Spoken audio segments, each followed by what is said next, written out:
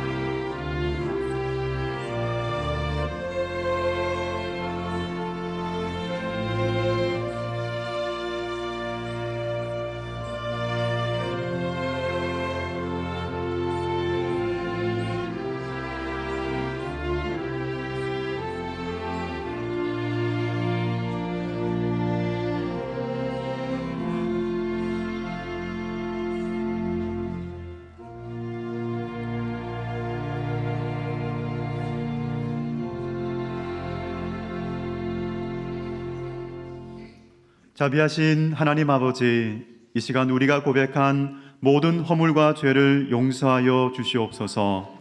내 이름으로 일컫는 내 백성이 그들의 악한 길에서 떠나 스스로 낮추고 기도하여 내 얼굴을 찾으면 내가 하늘에서 듣고 그들의 죄를 사하고 그들의 땅을 고칠지라. 아멘. 다 같이 사도신경으로 우리의 신앙을 고백하겠습니다. 나는 전능하신 아버지 하나님 천지의 창조주를 믿습니다. 나는 그의 유일하신 아들 우리 주 예수 그리스도를 믿습니다. 그는 성령으로 잉태되어 동정녀 마리아에게서 나시고 본디오 빌라도에게 고난을 받아 십자가에 못 박혀 죽으시고 장사된 지 사흘 만에 죽은 자 가운데서 다시 살아나셨으며 하늘에 오르시어 전능하신 아버지 하나님 우편에 앉아 계시다가 거기로부터 살아있는 자와 죽은 자를 심판하러 오십니다. 나는 성령을 믿으며 거룩한 공교회와 성도의 교제와 죄를 용서받는 것과 몸의 부활과 영생을 믿습니다. 아멘.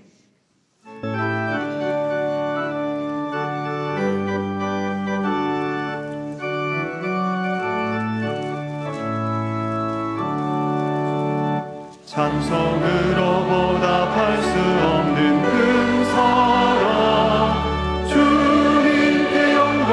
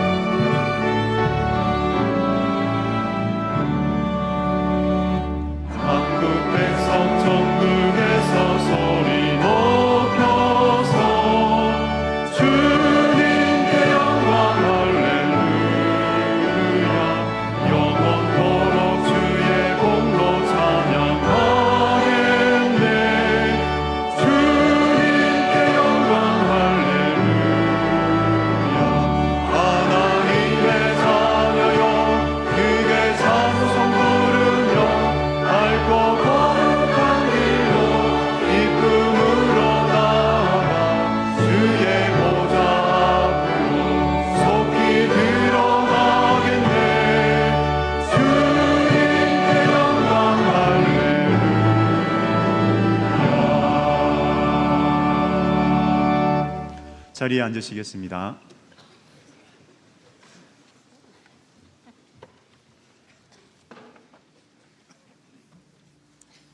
주님 사랑합니다. 감히 이 자리에 나올 수 없는 죄인들이지만 십자가의 사랑으로 죄에서 자유를 얻게 하시고 우리를 자녀 삼아 주심에 주님을 아버지라 부르며 예배하게 하시니 무한 감사를 드립니다.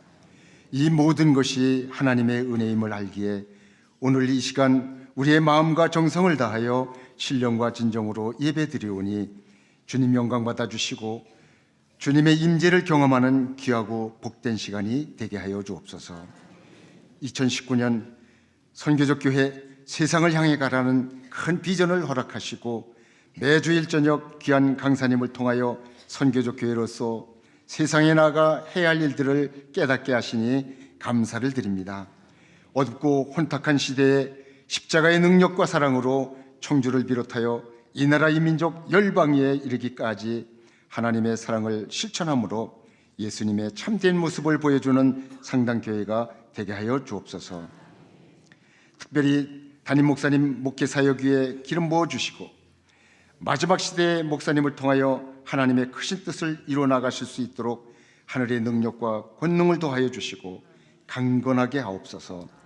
지금도 세계 곳곳에서 삶의 모든 것을 내어드리며 복음 전하시는 선교사님들의 사랑의 수고와 헌신을 통하여 하나님의 일하심과 약속의 성취를 보게 하시고 선교사님들의 사역 속에 하나님의 크신 능력이 나타나게 하옵소서. 이 시간 주님의 사자 목사님을 통하여 말씀이 선포될 때마다 성령님 함께 하심으로 영적으로 교만한 자들이 깨어지게 하시고 삶의 어려움 속에서 어둠의 터널을 지나가는 지친 영혼들에게 새로운 삶의 소망을 주시고 병상에 있는 환우들에게 치료의 은총을 베풀어 주옵소서. 명절을 앞두고 고향으로 가는 모든 성도들의 오가는 길을 지켜주시고 어느 곳에든지 주님의 자녀로서 정체성을 잃지 않게 하시고 주님의 향기를 나타내는 우리 모두가 되게 하옵소서. 이 시간 겸손함으로 주님 앞에 온전한 예배를 드리기를 원합니다. 상한 갈 때도 꺾지 않으시고 꺼져가는 등불도 끄지 않으시는 하나님의 크신 사랑으로 우리의 마음을 어루만져 주사 기쁨과 감사의 예배가 되게 하여 주옵소서. 갈보리 성가대의 준비된 찬양을 기뻐 받아 주시고 찬양을 통해 하나님의 영광이 드러내게 하옵소서. 감사드리며 예수님의 이름으로 기도드립니다. 아멘.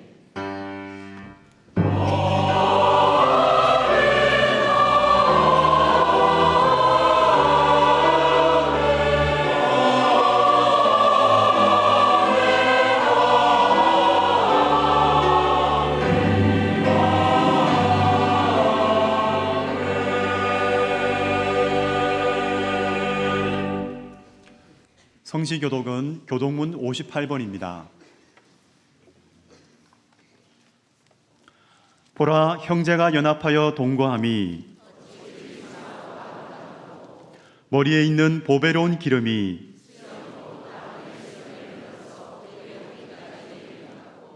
헐몬의 이슬이 시온의 산들에 내림 같도다.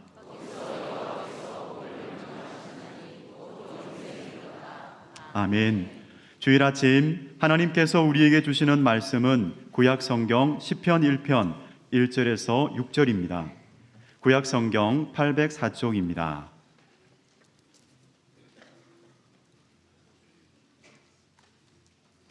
복 있는 사람은 악인들의 꾀를 따르지 아니하며 죄인들의 길에 서지 아니하며 오만한 자들의 자리에 앉지 아니하고 오직 여호와의 율법을 즐거워하여 그의 율법을 주야로 묵상하는도다.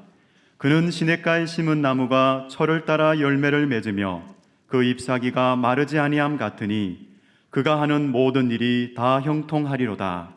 악인들은 그렇지 아니하며 오직 바람에 나는 겨와 같도다.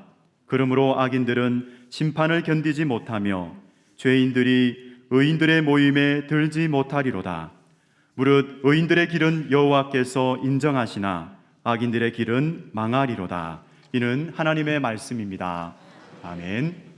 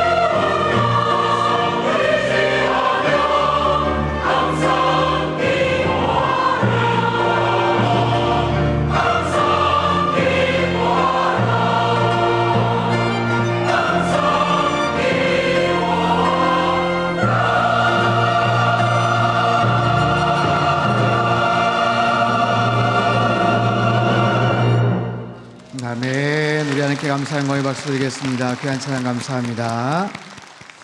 할렐루야. 항상 기뻐하며 사시기를 축복합니다. 세상을 향해 가는 선교적 교회 되시기를 축복합니다. 우리 옆에 계신 분들에게 한번 인사할까요? 새해 복 많이 받으십시오. 네, 구정 명절을 맞이해서 여러분 마음 가운데 좀 하나님이 주시는 크신 은혜와 또 사랑이 가득히 넘치는 복된 시간 되실 수 있기를 바랍니다. 기도하겠습니다. 하나님 아버지 감사합니다. 한 주간도 주님의 은혜 가운데 살게 하시고 이 시간 주님 전에 나와 기쁨으로 예배를 드립니다. 구정 명절 연휴로 인하여서 우리의 마음이 들떠있고 분주하기 쉽지만 이 시간 살아계신 하나님 앞에 집중하여 예배드리는 하나님의 거룩한 백성들 되게 축복하여 주옵소서.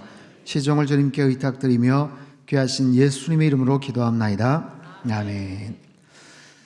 오늘은요 계시록의 7교회 말씀 대신에 시편 1편의 말씀을 가지고 행복에 대한 그런 메시지를 함께 나누기를 원합니다.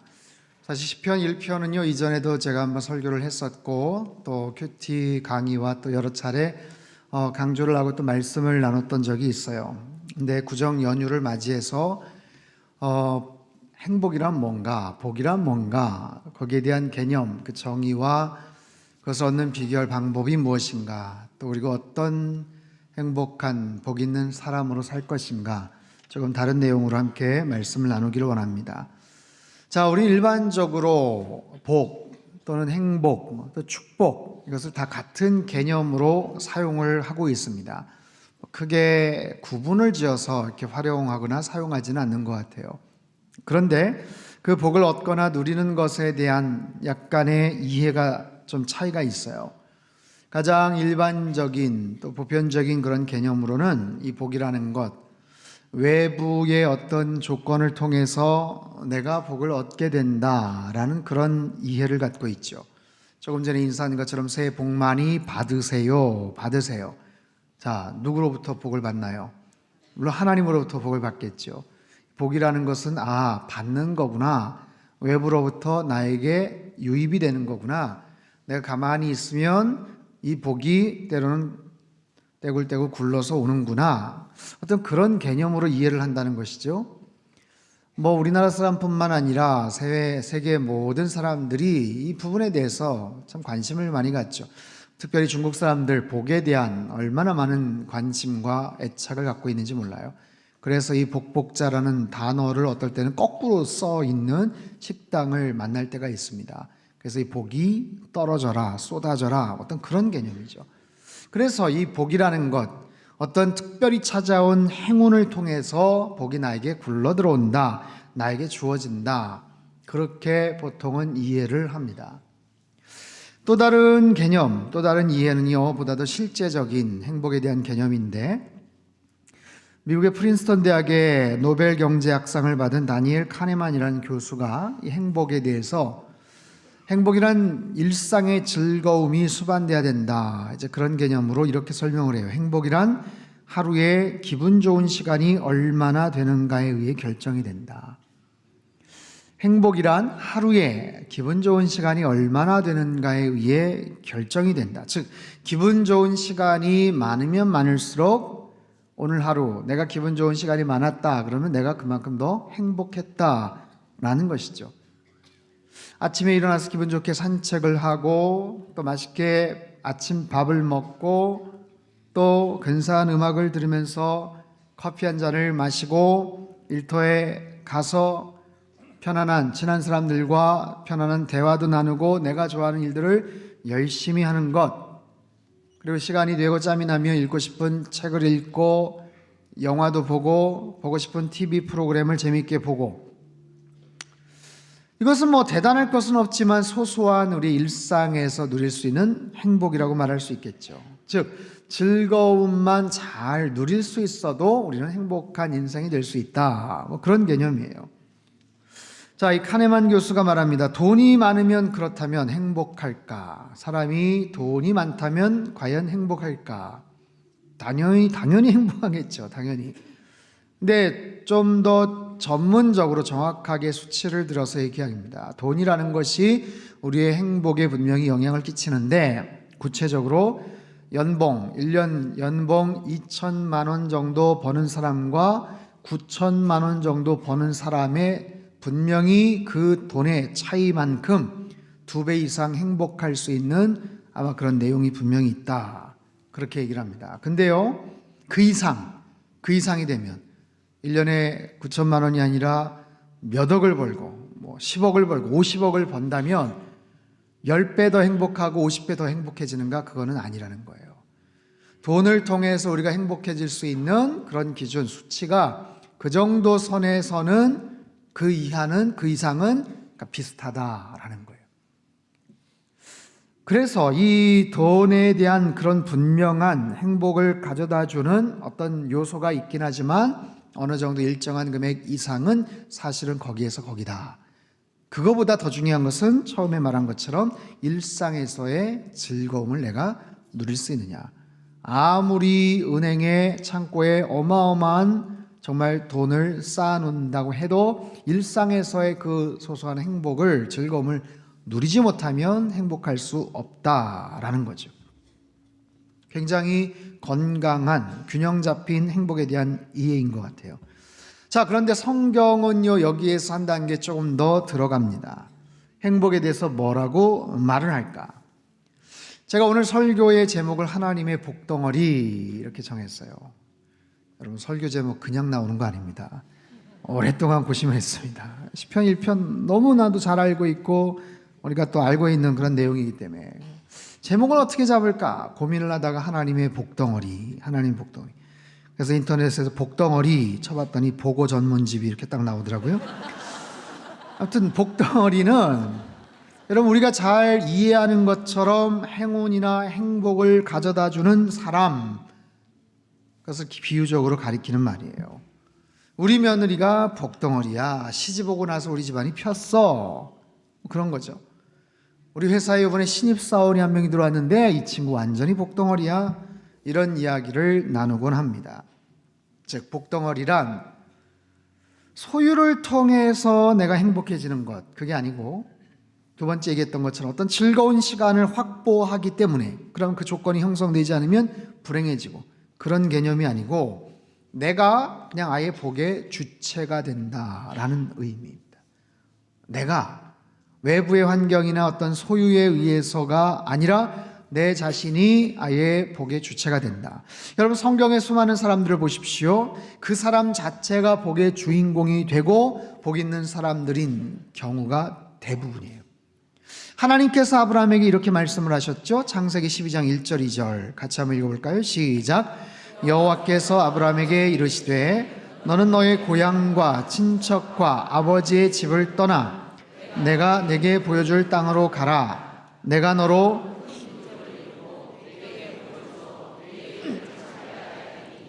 너는 복이 될지라. 자, 여러분, 과거 개역 성경에서는 복의 근원이라 이런 표현을 했는데 개역 개정에는 복이 될지라 좀 더 정확하게 번역을 했어요. 아브라함아, 너 자신이 복이 될 것이다. 너 자신이 복이 될 것이다. 복 자체가 될 것이다. 복덩어리가 될 것이다. 그래서 너가 가는 곳이 복을 받고 너가 만나는 사람이 복을 받게 될 것이다. 네가 복을 따라다니는 인생이 아니라, 복을 쫓아다니는 인생이 아니라 네 자체가 복이기 때문에 그냥 복이 따라오는 인생, 그리고 그 복을 나눠주고 유통시키는 인생이 될 것이다. 하나님이 아브라함을 이렇게 축복하셨어요. 사랑하는 성도 여러분, 구정 명절을 맞이하여서 2019년 올 한 해 여러분 복 많이 받으실 수 있기를 축복합니다. 저와 여러분이 아브라함처럼 복의 근원이 되시고 하나님의 복덩어리가 되어서 누군가에게 이러한 복을 나눠주고 영향을 끼치는 그런 사람들 되실 수 있기를 바랍니다. 그렇다면 어떻게 하나님의 복덩어리가 될 수 있는가? 복 있는 사람이 되려면 어떻게 되는가? 비결을 오늘 시편은 우리에게 말해주고 있어요. 첫 번째, 어떻게 만들어지는가? 복 있는 사람은 어떻게 만들어지는가? 중요한 관계, 만남의 비결이 있다고 말씀하시죠. 1절과 2절 말씀을 같이 한번 읽겠습니다. 시작. 복 있는 사람은 악인들의 꾀를 따르지 아니하며 죄인들의 길에 서지 아니하며 오만한 자들의 자리에 앉지 아니하고 오직 여호와의 율법을 즐거워하여 그의 율법을 주야로 묵상하는도다. 아하, 복 있는 사람의 비결은 만남에 있다라고 말씀하세요. 관계에 있다, 만남에 있다. 제가 수차례 말씀을 드렸죠. 내가 누구와 함께하느냐, 이것이 가장 중요한 거예요. 내가 누구와 함께하지 않느냐, 이것도 굉장히 중요한 거예요. 여러분, 최근에 어디 좋은 곳에 여행을 다녀오신 분 계세요? 최근에 어디 유명한 맛집에 가서 식사하신 분 계셔요? 어떠셨나요? 좋으셨겠죠. 행복하셨겠죠. 네, 왜 그랬을까요? 정말 멋있는 그런 휴양지이고 맛있는 음식점이기 때문에 그랬나, 좋았나, 행복했나? 그거보다 더 중요한 것은 같이 간 사람이 내가 사랑하는 사람이고 내가 아끼는 사람이고 나랑 친한 사람이기 때문에 아마 그랬을 거예요. 만약에 아무리 멋있는 휴양지이고 맛집이라고 해도 내가 불편하게 생각하는 사람, 나랑 껄끄러운 사람과 만약에 동행하고 동석해야 된다, 그럼 별로 행복하지 않을걸요. 그렇기 때문에 인생의 수많은 불행은 이 만남을 통해서 이루어지고 누구를 만나느냐 누구를 만나지 않느냐에 따라서 우리의 삶의 모습이 바뀌게 되더라라는 거예요. 어떤 사람을 만나는가. 정채봉 시인은 이렇게 말을 합니다. 가장 잘못된 만남은 생선 같은 만남이다. 만날수록 비린내가 묻어나니까. 탁 실감이 드십니까?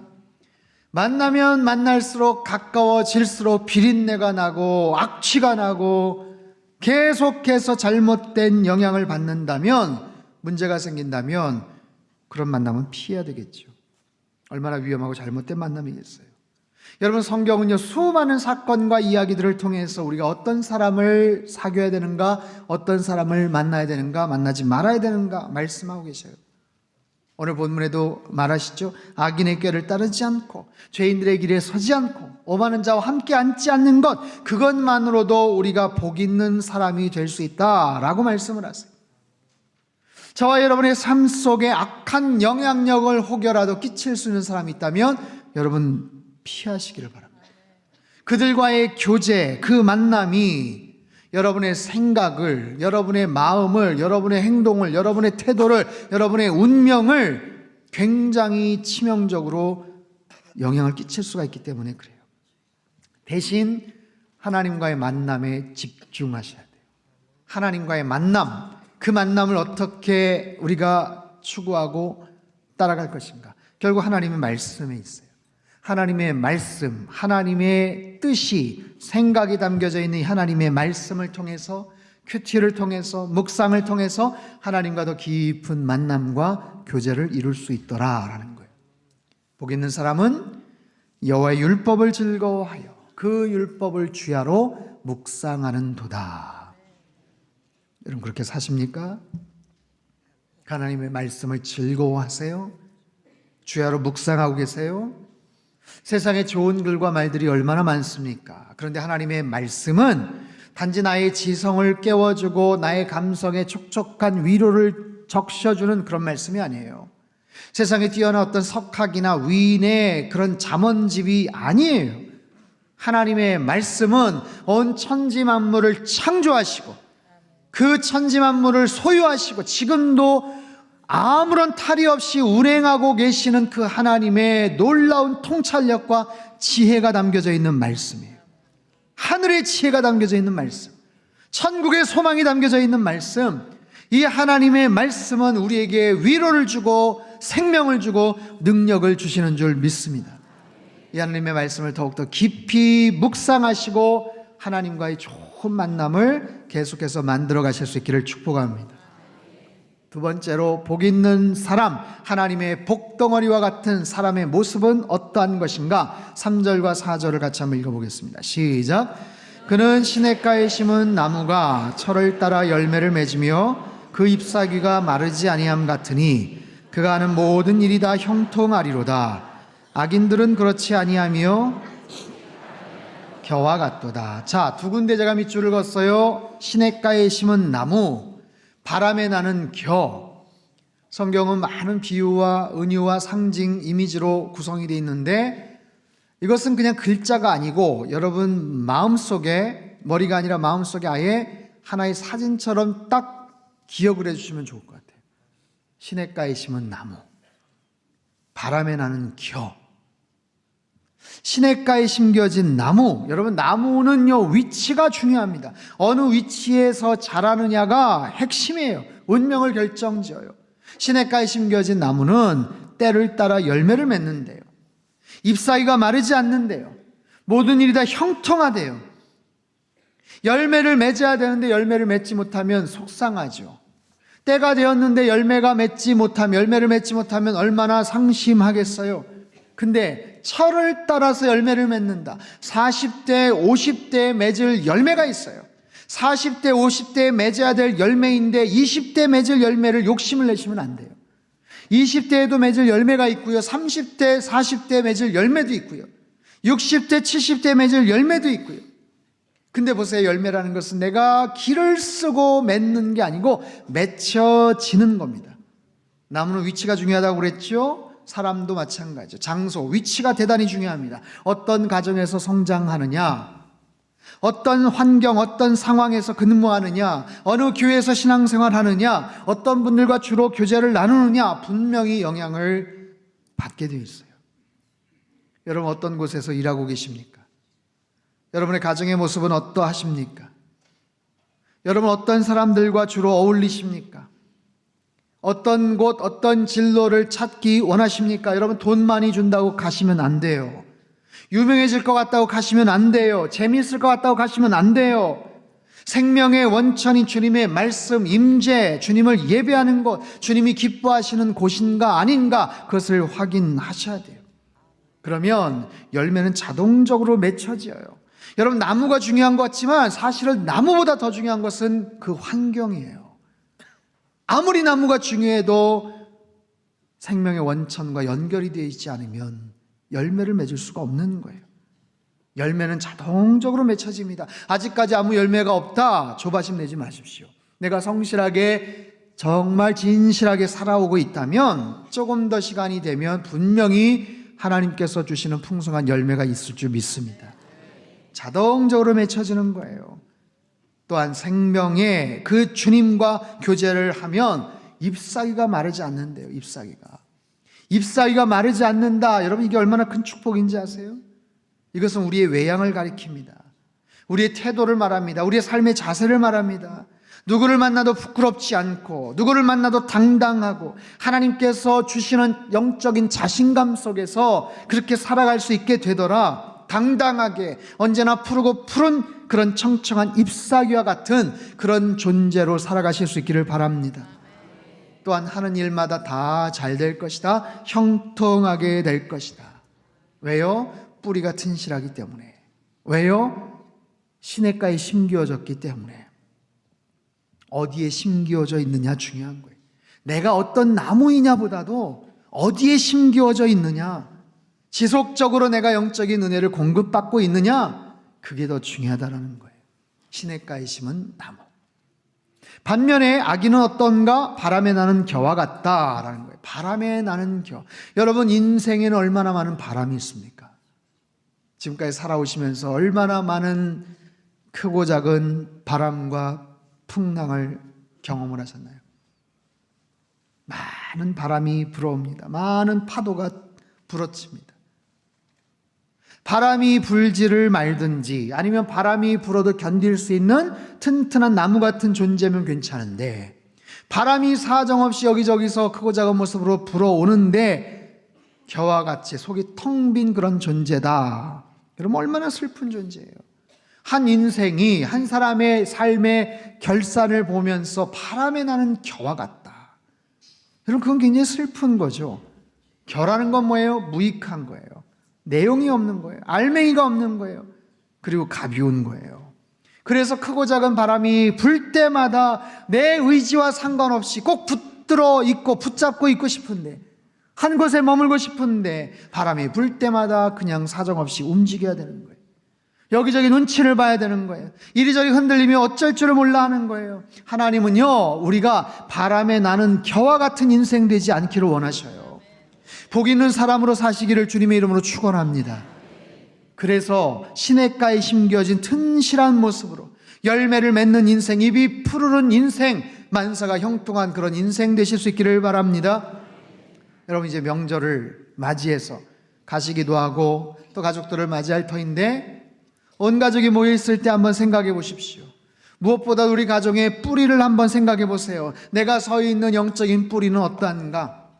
내가 서 있는 그 뿌리는 안전한가? 튼튼한가? 우리 가족의 신앙의 뿌리는 어떻게 출발되었나? 생각해 보세요. 누구로부터 처음 복음이 들어왔나, 우리 가정에? 그 열매, 그 결과가 지금까지 어떤 모습으로 펼쳐지고 있는가? 혹시 아직까지 나 혼자이고 내가 당대에 믿었기 때문에 너무 힘들다, 그럴 수 있어요. 그러면 소망을 가지시고 기도하셔야죠. 여러분이 선구자이기 때문에 그 믿음의 뿌리를 계속해서 확장시켜 나가야 되지 않겠어요? 명절을 맞아서 여러 가족들을 만나게 될 텐데, 특별히 믿지 않는 그런 가족들이 있다면 여러분, 하나님께 기도하세요. 하나님, 저에게 지혜를 주십시오. 담대함을 주십시오. 말에 힘을 주십시오. 그리고 잘 말할 수 있는 어떤 기회를 주십시오. 사람들 다 모인 데서 대놓고 막 복음을 전하겠습니다, 그러라는 얘기가 아니고요. 그럼 그 다음에 오기가 힘들어요. 그러니까 지혜롭게 이게 전하는 것 같기도 하고 아닌 것 같기도 하고 아주 희한하게, 하지만 정말 기독교에 대해서 관심을 갖고 교회에 나도 한번 다녀볼까? 그런 마음이 들게끔 그런 지혜가 필요하다는 거예요. 그리고 그런 상황이 딱 되었을 때 조리 있게, 그리고 정확하게 그 주님의 말씀을 전할 수 있는 그런 사람, 그래서 더욱더 아름답고 건강한 그런 믿음의 가정을 만들어 가실 수 있기를 주님의 이름으로 축원합니다. 마지막 부분 5절 6절이에요. 복 있는 사람의 결과는 무엇인가? 같이 읽죠. 시작. 그러므로 악인들은 심판을 견디지 못하며 무릇 의인들의 길은 여호와께서 인정하시나. 여러분 잘 보십시오. 시편 1편이 희한한 게 처음에 어떻게 시작이 됐어요? 어떤 사람? 복 있는 사람. 복 있는 사람. 6절 한번 띄워주세요. 다시 한번. 복 있는 사람으로 분명히 시작이 되었는데, 그 복 있는 사람이 맨 마지막에 뭐라고 얘기를 하세요? 아니요, 복 있는 사람을 의인들의 길이라고 얘기하지 않으세요? 악인들은 애초에 다른 부류고, 복 있는 사람으로 출발을 했는데 의인이라고 지금 말씀을 하세요. 언제 바뀌었어요? 언제? 여러분, 복 있는 사람이란, 즉 복덩어리와 같은 그런 사람이란 의인으로 나중에 평가를 받을 수 있는데, 이유가 뭐예요? 여러분, 자신만을 위한 인생을 살았다면 그렇게 평가받지 못할 거예요. 내가 받아 누리는 그 복을 가지고 나만 누린 것이 아니라, 혼자만 누리는 것이 아니라 베풀고 나눌 줄 아는 그런 인생, 내가 얼마나 행복한 인생을 살아가느냐, 그것만이 아니라 내가 복 있는 사람이 되어서 내 주변에 있는 사람을 얼마나 행복하게 만드느냐, 그런 전환으로 인해서 그 복 있는 사람은 의인도 될 수 있다, 의인으로 평가될 수 있다라는 거예요. 여러분, 하나님은 그렇게 우리를 평가하시고 우리를 인정하십니다. 생각해 보십시오. 아무리 많은 일을 해도, 아무리 대단한 업적을 남겼어도 하나님께서 그거 아니야 라고 하시면 그냥 아닌 거예요. 대단한 일들을 해도, 회사에도 마찬가지 아니에요? 여러 가지로 엄청나게 바쁘고 일을 했는데 회사의 CEO가, 회장님이 왜 그거를 했어? 엉뚱한 걸 했네? 그러면 덮어버려야 되는 거예요. 여러분, 하나님의 일도 마찬가지죠. 내가 열심히 뭔가를 했는데 하나님께서 인정해 주시느냐 아니냐가 가장 중요한 거예요. 복 있는 사람의 구체적인 그 결론은 바로 거기에 있어요. 하나님께서 인정을 해 주시느냐, 하나님께로부터 인정을 받느냐, 그 인정을 통해서 사람들에게 영향력을 펼칠 수 있느냐, 혼자 의롭고 혼자 잘 살고 혼자 잘 먹고 잘 살고 혼자 행복하게 그렇게 끝났더래요, 그게 아니고, 그래서는 의인이라고 평가받지를 못하겠죠. 복 있는 사람이 되어서 시냇가에 심겨진 나무 같은 인생이 되어서 철따라 열매를 맺고 정말 만사형통함으로 말미암아 내 주변 사람들을 잘되게 하는 것, 복되게 하는 것, 진정한 복덩어리와 같은 인생이 되는 것, 그럴 때 하나님이 인정하시고 의인의 삶이라고 평가하시는 거겠죠. 기독교 교육 쪽에서 파이디온 선교회를 창립하시고 어린이 사역에 헌신을 하셨던 양승헌 목사님이란 분이 계셔요. 이분은요, 남서울교회 홍정길 목사님이 후임자로 세우시려고 했던 그런 분이세요. 근데 그것을 거절을 하시고 목사님 저는 일평생 어린이 사역에만 헌신하기로 했던 사람이에요. 저는 뜻이 없습니다. 저는 이 길을 가겠습니다 하면서 평생 기독교 교육 어린이 사역에만 헌신하신 그런 분이십니다. 이분이 미국에서 공부를 하시고 박사학위를 받으신 후에 한국에 딱 들어오시기 전에 논문 지도를 해주신 박사 그 교수님과 식사를 하시는데 그 교수님이 갑자기 그런 얘기를 하더래요. 야, 대한민국 너네 나라는 참 좋겠다. 너네 나라는 참 좋겠다. 갑자기 그런 말씀을 하시니까 왜요 교수님? 그랬더니 교수님이 Because you are going back to Korea. 왜냐하면 네가 한국으로 다시 돌아가잖아. 너네 나라는 참 좋겠다. 왜냐하면 네가 한국에 가잖아. 열심히 공부하고 어린이 사역의 비전과 열정을 가진 네가 한국에 가잖아. 하나님의 복덩어리와 같은 네가 너희 나라로 돌아가지 않니? 네가 가서 선한 영향력을 끼치게 될 텐데, 너를 만날 많은 사람들이 복을 받을 텐데, 너를 통해서 어린이 사역의 귀한 일들이 펼쳐질 텐데 너네 나라는 참 좋겠다. 사랑하는 성도 여러분, 저와 여러분은 하나님의 복덩어리인 줄 믿습니다. 여러분, 이번 명절 때 가족들을 만나서 해야 될 게 있어요. 굉장히 중요한 역할. 그래서 제가 오늘 이 본문의 말씀을 같이 나누는 거예요. 여러분이 복덩어리의 역할을 하셔야 돼요. 복덩어리 역할. 우리 옆에 계신 분들이 한번 그렇게 축복하죠. 당신이 복덩어리입니다.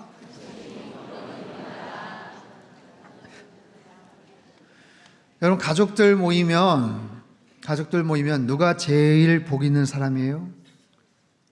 가족 중에 제일 성공한 작은아버지예요? 돈 잘 버는 친척이에요? 요즘 사업 잘 된다고 자랑하는 사촌 형님이에요? 이번에 좋은 대학 입학했다는 조카예요? 여러분, 세상적인 기준으로 볼 때는 그렇게 형통하고 잘 되고 승승장구하는 모습이 행복한 모습이고 복 있는 사람이에요. 축하한다고 여러분 박수 쳐주고 축복해 주셔요. 그러나 더 깊은 의미, 진정한 복 있는 사람, 하나님의 복덩어리는 다른 기준이에요. 내가 누군가에게 이참에 덕을 좀 봐야지 생각하지 마시고 누군가에게 좀 도움을 줄까 한번 생각해 보세요. 믿지 않는 가족들을 위해서 기도하시고 여러분이 복덩어리 역할을 하셔야 돼요. 말씀 안에 깊은 뿌리를 내리시고 시냇가에 심은 나무와 같은 그런 복덩어리 역할을 하셔야 돼요. 복 있는 사람이 되어서 때를 따라 가정 안에 열매를 맺게 하시고 여러분 가정이 잎사귀가 마르지 않게 하시고 그 외양이 찬란하고 부끄럽지 않게 만드셔야 돼요. 복 있는 사람이 되어서 깊은 뿌리를 내린 믿음의 사람이 되어 하는 일마다 형통케 하는 그런 사람, 그런 복덩어리. 그래서 야, 우리 집안에 네가 복덩어리다. 야, 자네가 복덩어리일세. 그래, 애미 덕분에 우리 가정이 산다. 이런 칭찬과 인정을 받으실 수 있기를 바랍니다. 자, 한번 두 손을 가슴에 얹고 한번 따라해 보세요. 나는 복 있는 사람입니다. 나는 하나님의 복덩어리입니다. 나를 통해 복이 흘러갈 것입니다. 나를 만나는 사람들이 잘 될 것입니다. 아멘. 저와 여러분이 하나님의 복덩어리고 우리 상당교회가 하나님의 복덩어리인 줄 믿습니다. 여러분, 제가 상당교회 부임해서 얼마나 큰 복을 받았는지 아세요? 제가 상당교회 부임해서 굉장히 많은 복을 받았어요. 왠지 아세요? 상당교회가 복덩어리이기 때문에. 우리 성도님들이 하나님의 복덩어리이기 때문에 그래요. 그렇게 복을 받은 제가 하나님의 복덩어리가 되어서, 제가 하나님의 복덩어리, 이름도 안광복 아니에요? 그죠? 저로 인해서 상당교회가 또한 복을 받고, 저로 인해서 우리 성도님들이 복을 받고 제가 만나는 사람들이 복을 받게 될 줄로 믿습니다. 저와 여러분을 통해서 우리 주변 사람들이 복을 받게 될 줄로 믿습니다. 여러분의 가정이, 여러분의 기업이, 일터가 복을 받게 될 줄로 믿습니다. 우리 상당교회를 통해서 청주 땅이 복을 받게 될 줄로 믿습니다. 한국교회가 복을 받게 될 줄로 믿습니다. 그런 하나님의 복덩어리가 되어서 그 어느 때보다도 행복하고 복된 그런 명절을 보내실 수 있기를 주님의 이름으로 축원합니다. 우리 기도하겠습니다. 두 손을 가슴에 모으고 같이 한번 기도하죠. 여러분, 복이라는 것은 다른 데서 오는 게 아니에요. 내가 어떤 조건과 상황이 형성이 돼야 내가 행복한 사람이 되는 게 아니에요. 하나님은 복의 근원이셔요. 그 하나님이 나를 아들로 딸로 삼아주셨어요. 내가 하나님의 자녀가 되었어요. 이미 하나님의 복덩어리가 된 거예요. 그런 내가 시냇가에 심은 나무와 같은 존재가 되어서 때마다 열매를 맺고 푸른 잎사귀를 자랑하고 만사가 형통한 사람이 되어 나만 혼자 그 복을 누리는 것이 아니라 내 주변 사람 잘 되게 하는 것, 나를 통해서 내 주변 사람들이 잘 되게 하는 것, 그래서 우리의 직장에서, 우리 가정에서, 우리 교회에서 내가 만나는 모든 사람들에게 아무개가 참 복덩어리야, 저 친구가 참 복덩어리야. 여러분, 그런 고백을 들어야 되지 않겠어요? 이번 명절 때 여러분 가정을 위해서 여러분 기도하세요. 그리고 내가 이 가정의 복덩어리입니다.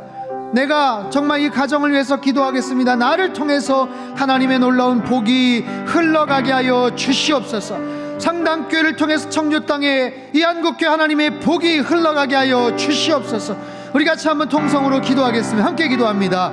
하나님 아버지, 주님 앞에 간구합니다. 어떤 조건이 형성이 돼야만 우리가 복을 받는 것이 아니라 내가 하나님의 복덩어리인 줄 믿습니다. 하나님의 아들과 딸로 주님께서 인쳐주시고 삼아주셨기 때문에 주님 안에서 깊은 믿음의 뿌리를 내리며 하나님의 복덩어리와 같은 역할을 감당하게 도와주시옵소서. 나로 인해서 많은 사람들이 복을 받게 하여 주시옵소서. 내가 속해 있는 모든 것이 하나님의 나라가 확장될 수 있게 도와주시옵소서. 우리 가정이, 우리 일터가, 우리 교회가 나를 통해서 복을 받게 도와주시옵소서. 하나님 아버지, 우리 상당교회를 통해서 청주 땅에 복을 받게 하시고 한국교회가 복을 받게 하여 주시옵소서. 하나님의 복덩어리가 되어서 우리 가정을 일으키고 하나님의 주변 사람들에게 선한 영향력을 펼쳐나가는 하나님의 거룩한 백성들 되게 축복하여 주시옵소서. 살아계신 하나님 아버지, 어떤 행운이 찾아올 때에만, 아니면 어떤 조건이 형성될 때에만 내가 복 있는 사람이 되고 행복한 인생이 될 줄 알았지만 이미 하나님께서 우리에게 말씀을 하십니다. 복의 근원 되시는 하나님께서 우리를 아들과 딸로 삼아주셨기에 이미 우리는 하나님의 복덩어리가 된 줄 믿습니다. 그런 자신의 정체성을 가지고 속해 있는 모든 곳에서 선한 영향력을 펼치며 살게 하여 주시옵소서. 나를 통해서 우리 가정이 복을 받게 하여 주시옵소서. 나를 통해서 나의 일터와 직장과 우리 교회가 복을 받게 하여 주시옵소서. 우리 상당교회를 통해서 청주 땅이, 대한민국이 복을 받게 하여 주시옵소서. 이번 구정명절 기간 동안 이런 분명한 자기 정체성을 가지고 우리 가족들을 축복하며 하나님 그들에게 귀한 영적인 영향력을 펼쳐나갈 수 있는 귀하고 복된 시간 되게 역사하여 주옵소서. 존귀하신 예수님의 이름으로 기도합나이다. 아멘.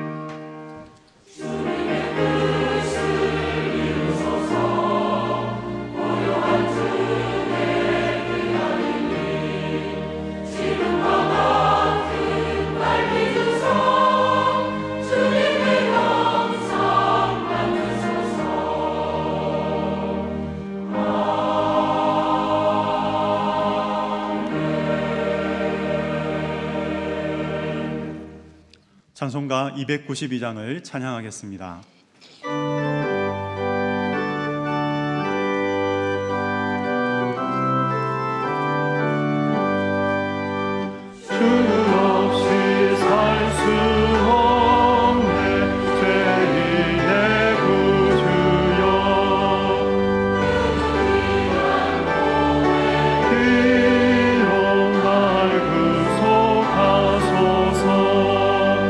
구주의 사랑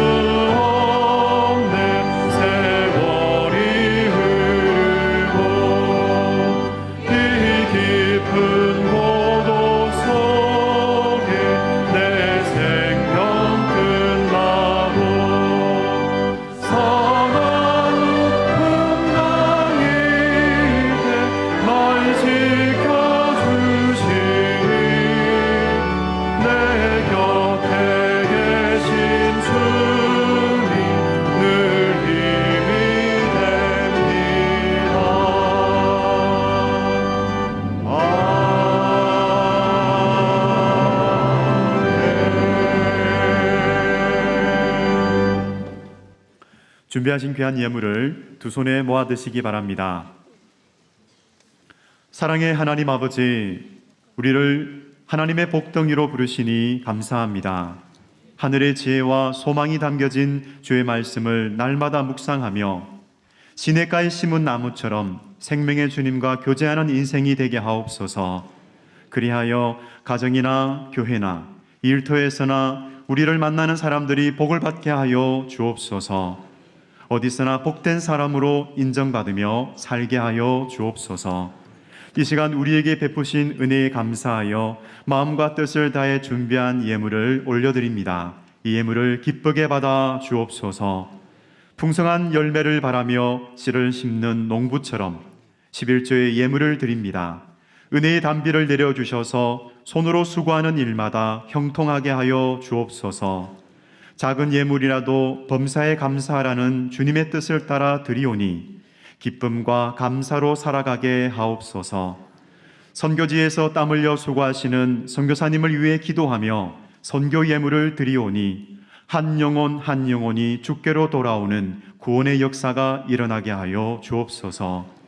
이 예물이 쓰이는 곳마다 선교적 교회로서 비전과 사명이 이루어지게 하옵시고 예물을 드릴 손길 위에 하늘의 신령한 은혜로 채우사 때를 따라 돕는 은혜를 누리며 살게 하여 주옵소서. 감사드리며 예수 그리스도의 이름으로 기도드립니다. 아멘. 준비하신 예물을 하나님 앞에 봉헌하도록 하겠습니다.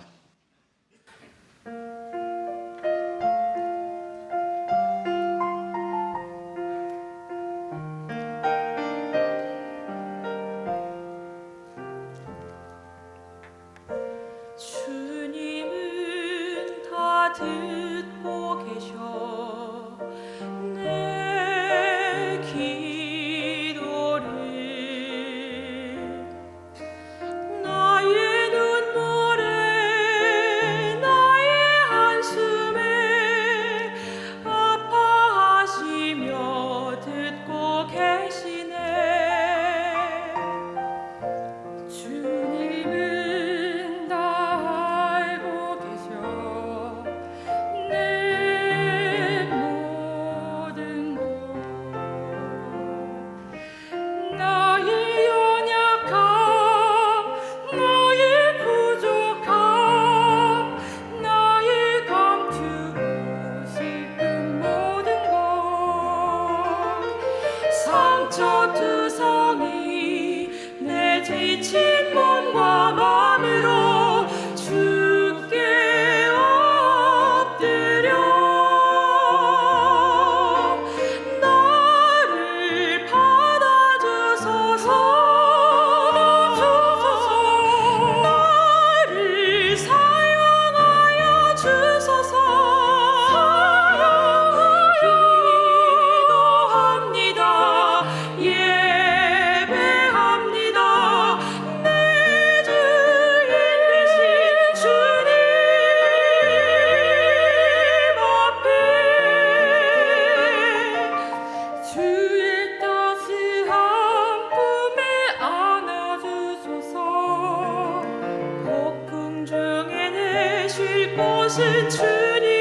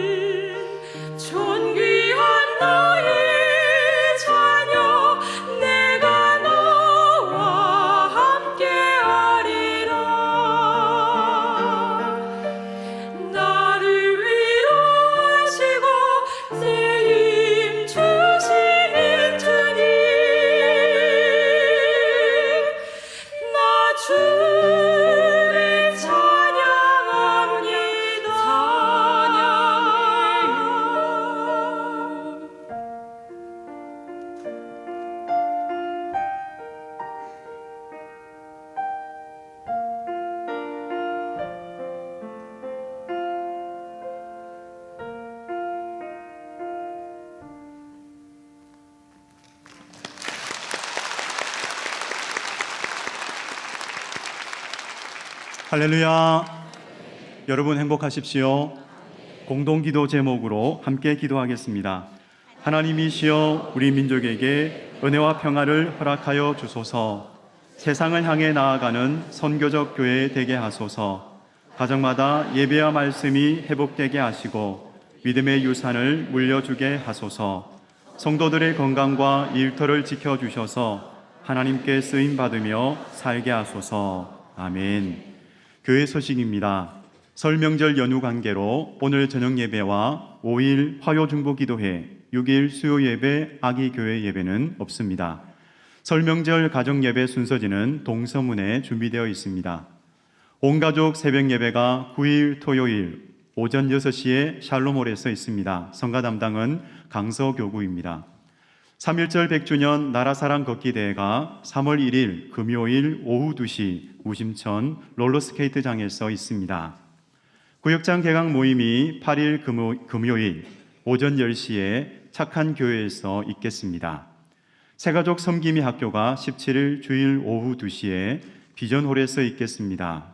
간지로 들어있는 새가족 섬김이 학교 신청서를 작성하셔서 신청함에 넣어주시기 바랍니다. 책 읽기 나눔팀의 2월 추천 도서는 김형성님의 왜 우리에게 기독교가 필요한가입니다. 실만한 물가에서 구입할 수 있습니다. 제10차 초급 선교학교가 9일 토요일 오전 10시에 착한 교회에서 있겠습니다. 강사로는 안상경 선교사님과 이경욱 선교사님이십니다. 제68기 두라노 아버지 학교가 2월 16일부터 5주간 매주 토요일 오후 4시부터 9시까지 드림교회에서 있겠습니다. 아버지들의 많은 신청 바랍니다. 열두광주리 2호로가 나왔습니다. 한 부씩 가져가셔서 전도용으로 활용해 주시기 바랍니다. 오늘 주일 애차는 윤대영 집사님, 이영옥 권사님 가정에서 자녀의 결혼에 감사드리며 제공해 주셨습니다. 나머지 광고는 주보를 참조해 주시기 바랍니다. 오늘 우리 교회에 등록하신 분들을 소개하겠습니다. 호명된 분들은 인도자와 함께 그 자리에서 일어나 주시기 바랍니다. 용암교구 김재한 집사님이 인도하신 이현주 집사님 어디 계십니까? 네, 잘 오셨습니다. 이분의 새가족 섬김이는 용암교구의 강방식 권사님이십니다. 대학부 조예진 자매님과 고등부 박영철 형제님이 인도하신 최영화 성도님 어디 계십니까? 네, 잘 오셨습니다. 이분의 새가족 섬김이는 수곡교구의 박명하 권사님이십니다. 스스로 오셨습니다. 류오현 집사님 어디 계십니까? 네, 잘 오셨습니다. 예, 이분의 새가족 섬김이는 분평교구의 정은수 안수 집사님과 어민자 권사님이십니다. 오늘 새로 오신 분들은 1층 창조방에 오셔서 목사님을 만나 뵙고 가시기 바랍니다. 이번 주에 생일을 맞이하신 분들과 특별한 일을 앞두고 계신 분들, 육신의 질고와 마음의 염려로 고통받는 분들과 오늘 등록하신 분들은 모두 함께 일어나 주시기 바랍니다. 목사님께서 나오셔서 기도해 주시겠습니다. 기도하겠습니다. 살아계신 하나님 아버지, 연약한 우리들을 크신 사랑으로 안아주시고 거룩한 예배 자리에 불러주시니 참으로 감사합니다. 특별히 이 시간 처음 나온 분들, 상당교회 공동체 안에 등록하시는 분들 계십니다. 주님을 만나 변화되어 깊은 믿음의 뿌리를 내리며 살아가도록 축복하여 주시옵소서. 귀한 이름들을 하나님 나라 생명책에 기록해 주시고 이 땅 가운데서 선한 영향력을 끼치며 살아가는 백성 되도록 붙잡아 주시옵소서. 하나님, 지난 한 주간 또 생일을 맞이한 분들 계십니다. 지난 1년 동안 지켜주시고 여기까지 인도하여 주심에 감사를 드립니다. 앞으로도 계속 하나님의 특별한 보호를 받으며 언제나 주님과 동행하며 주님의 마음을 기쁘시게 하는 복된 인생 되게 하여 주시옵소서. 사랑의 하나님, 우리 삶의 크고 작은 어려운 문제들로 인해 기도합니다. 오직 주님만 의지하며 흔들리지 않게 하시고 사업의 어려움, 경제적인 문제, 사람과의 갈등, 건강에 병약한 모든 문제들을 주님의 강한 오른손으로 붙잡아 주시고 깨끗하게 해결하여 주시옵소서. 학업 중인 자녀들에게 하늘의 지혜를 더하시고 배우자를 찾는 자녀들에게는 만남의 축복을 허락하여 주시옵소서. 아기를 기다리는 가정엔 새 생명을 주시고 군에 가 있는 자녀들 해외에 있는 자녀들 가족들을 주님의 날개 아래 보호하여 주시옵소서. 치유의 아버지 하나님, 하나님을 경외하는 백성들에게 치료의 광선을 발하여 주시옵소서. 낫기 원하는 부위마다 보혈의 능력으로 깨끗하게 씻어 주시옵소서. 모든 관절과 신경과 조직들, 세포들 하나하나까지도 하나님께서 친히 만져주시고 함께 하시는 주님의 은혜로 급속한 치유가 있게 하여 주시옵소서. 복의 근원 되시는 하나님 아버지, 여기 모인 상당의 성도 모두가 주님 안에서 복 있는 사람 되게 하여 주시옵소서. 시냇가에 심겨진 인생 되게 하시고 말씀 안에서 언제나 형통한 삶을 살아가며 주신 복을 누리고 더 많은 사람들에게 베풀어 주시는 하나님의 복덩어리로 살게 하여 주시옵소서.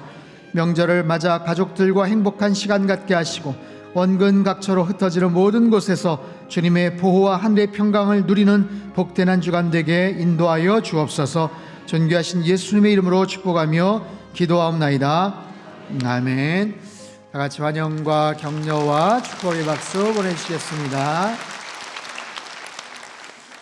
오늘 설 명절을 맞이해서 또 외지에 또 출타하시는 분들, 또 다른 곳에 가셔서 예배를 드리시는 분들이 계시지만 반대로 또 부모님 댁에 오셨거나 아니면 또 방문을 하신 분들이 아마 계시라고 생각을 하는데, 오늘 그런 여러 가지 이유로 또 우리 교회에 처음 방문하셔서 예배 드리신 분들 한번 손 한번 들어주시죠. 네, 한번 일어나라고 안 할 테니까 한번 손 한번 들으시고, 네, 여기저기 많이 계시는데 우리 이분들에게 한번 힘찬 격려의 박수 한번 해주십시오.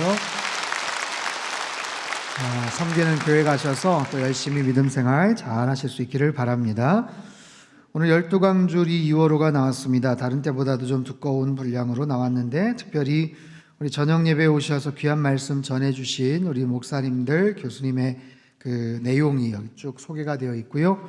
특별히 선교적 교회, 세상을 향해 가라라는 그런 이슈를 1월달, 2월달에 계속 했었는데, 제가 썼던 칼럼의 내용들이 앞으로 좀 지향하고 싶은 어떤 내용이니까 여러분들 꼭 좀 꼼꼼하게 좀 한번 읽어보셨으면 좋겠습니다. 또한 주보 사이에 여러분 한번 펴보시죠. 그 간지가 하나 있습니다. 새가족 섬김이 학교인데요. 우리 상당교회에 새롭게 등록하시는 분들을 위한 새가족 섬김이 제도가 있습니다. 주보를 보니까 지난 한 달 동안만도 한 60여 분이 등록을 하셨어요. 근데 등록을 하시는 것만 가지고는 안 되고, 등록하시는 분들이 잘 정착을 할 수 있도록 도와드려야 되는데, 그 돕는 역할을 하시는 분이 섬김이입니다. 섬김이. 네, 지금 섬김이 교육을 받으신 지도 지금 꽤 오래됐고, 지금 또 이제 인원이 참 차이가 나서 섬김이를 연결을 시켜드리기가 굉장히 좀 어려워졌습니다. 그래서 2월 17일 날 오후 2시부터 5시까지 새가족 섬김이 학교, 이거는 관심 있는 분들만이 아니라 이전에 섬김이 과정을 들으셨던 분들, 재교육 차원에서도 꼭 필요하니까 들으셨던 분들은 꼭 필참을 해주시고, 특별히 이건 처음인데 나도 참 누군가에게 도움을 받아서 이 교회에 잘 등록을 했으니까 나도 좀 그렇게 누군가를 좀 도와줬으면 좋겠다, 그런 마음이 있으신 분들, 그렇게 어렵지 않습니다. 1년에 한 번 정도만 한 4주 정도 그분들의 벗이 되어주시고 옆에서 도우미 역할만 해주시면 되는 거예요. 그래서 2월 17일입니다. 오후 2시부터 5시까지 강의가 있으니까 여러분 많이들 좀 신청해 주셔서 우리 교회가 또 등록을 하시는 것뿐만 아니라 잘 정착하실 때까지 좀 잘 도와주시는 그런 관계가 되었으면 좋겠습니다. 네, 다 자리에서 일어나셔서 우리 옆에 계신 분들 한번 인사할까요? 당신은 하나님의 복덩어리입니다. 복 있는 사람으로 살겠습니다. 네, 우리 찬송가 559장입니다.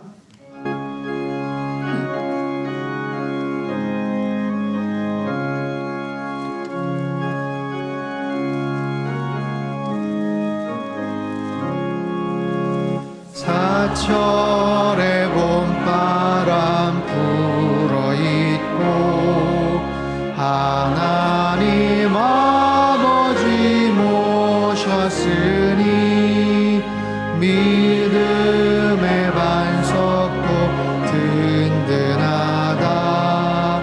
우리 집 즐거운 동산이라. 고마워라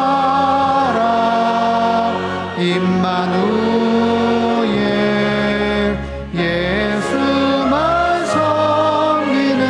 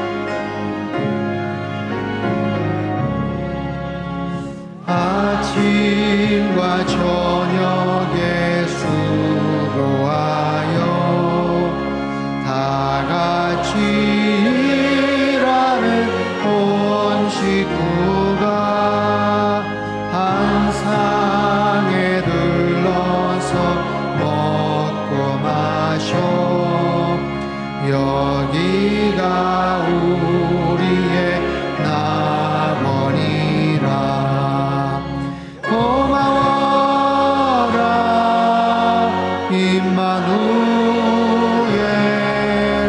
예수만 섬기는 우리 집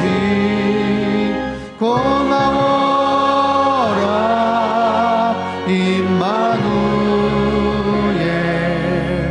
복되고 즐거운 하루하루. 두 손을 높이 들겠습니다. 주의 영광 이곳에 가득해 우린 선의 주님과 함께 찬양하며 우리는 전진하리 모든 열방 주 볼 때까지.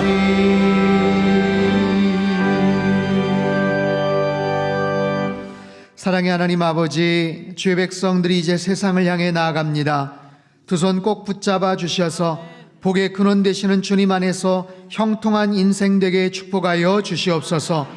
하나님의 복덩어리가 되어 받은 은혜와 사랑을 더 많은 사람들에게 나눠주며 살아가는 승리하는 인생 되게 축복하여 주시옵소서. 이제는 우리 주 예수 그리스도의 크신 은혜와 하나님 아버지의 극진하신 사랑하심과 성령님의 교통하심의 역사가 하나님의 복덩어리로 만나는 모든 사람들에게 선한 영향력을 끼치며 살아가길 소망하는 이 자리에 모인 모든 사랑하는 주의 백성들 한 사람 한 사람 머리머리 위에와 지금도 전 세계 곳곳에서 목숨 걸고 귀한 복음 증거하시는 모든 선교사님들 그들의 가정과 사역 위에와 우리 조 대한민국과 저 북녘 땅과 흩어진 모든 열방 위에 이제로부터 영원토록 함께 하시기를 간절히 축원하옵나이다. 아멘.